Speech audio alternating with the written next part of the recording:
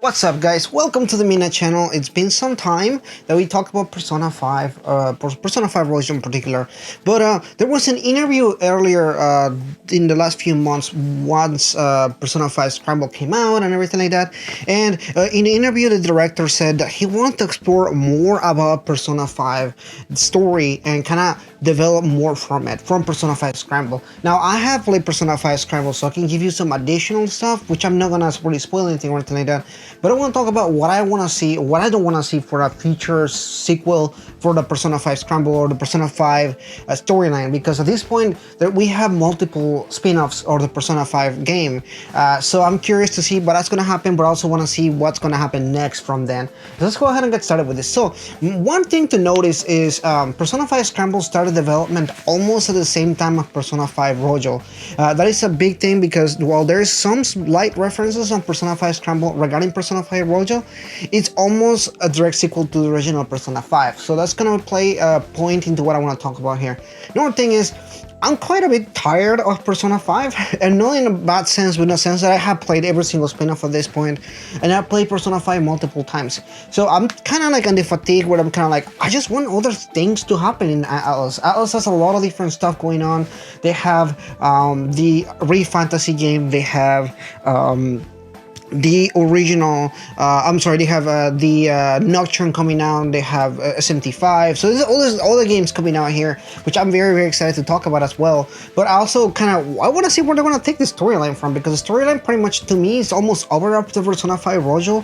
So Persona 5 Scramble felt a little tucked into, but it still felt nice. It kind of like it's a vacation kind of thing, you know. So what are they gonna do from here on? What's gonna happen from here on? And the big thing is, which I'm gonna bring up now, is Persona 5 Arena. So Persona 5 Arena a while ago was rumored or talked about to be delayed because of some circumstances, particularly because Arc Systems is pretty busy with other games. Arc Systems is the people that made the Persona Arena games, the original Persona 2, and they are fantastic developers when it comes to fighting games. They actually make really good 2D fighting games, and the newer ones like the Dragon Ball Z Fighters that they did is fantastic. It's one of the best fighting games that I have played, because it combines in 3D and a 2D fighting in a really good style, and I think it really works well for that particular game. So that being said, they are pretty busy with other games. They're pretty busy with a lot of stuff that they're doing. They get hired for other properties and everything like that, and I'm sure they have their own projects to work on some.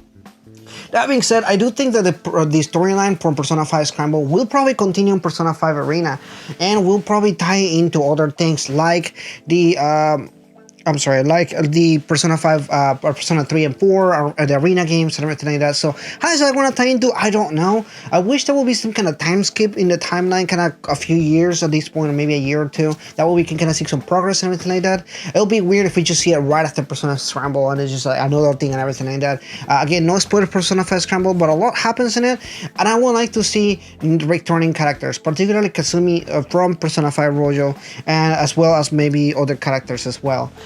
From Persona 5 Scramble particularly. So I'll be curious to see how this turns out and how that's going to work out. How can they meet the new characters from Persona 4 and Persona 3, as well as how they're gonna age them up, how long has it been since then, and everything like that.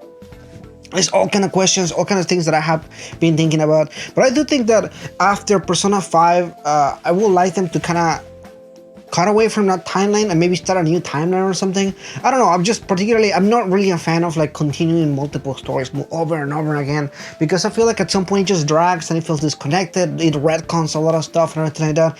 I can tell you a lot of books that do that. For example, the Harry Potter books, the Harry Potter movies and everything like that. It does kind of end up retconning a lot of content because it's being so long and a lot of things that happen and everything like that, and it just kind of feels a little chopped off from the original idea of the original story and everything. So my thoughts about it is, I don't want more spin-offs on Persona 5. I actually don't want any continuation to the Persona 5 storyline. I think I'm pretty satisfied after Persona 5 Scramble, but knowing Atlas, knowing what the director said, they're definitely going to continue talking about or doing more Persona spin-offs and everything, because they're doing really well and they sell pretty well, especially for spin-off games that don't take as much time as an original mainline game.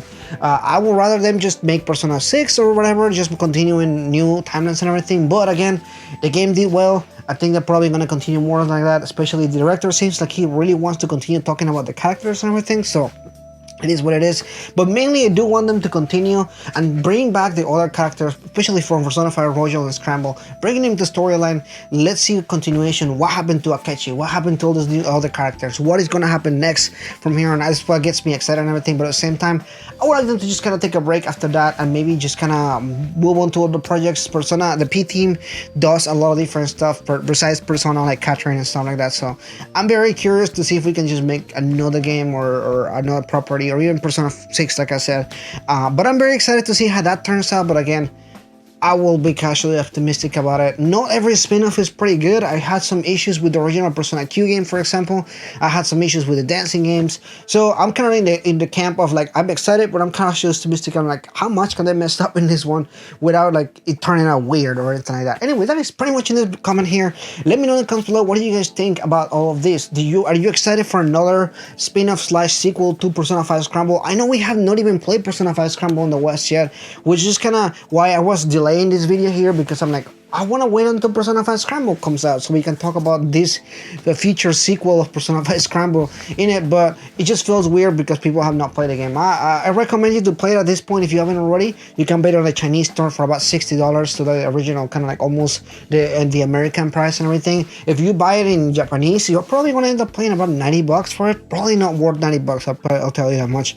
But 60 is still a pretty good price if you want to check it out. Anyway, that is pretty much it for today. If you're new, please consider liking and subscribing, and I'll see you guys next time.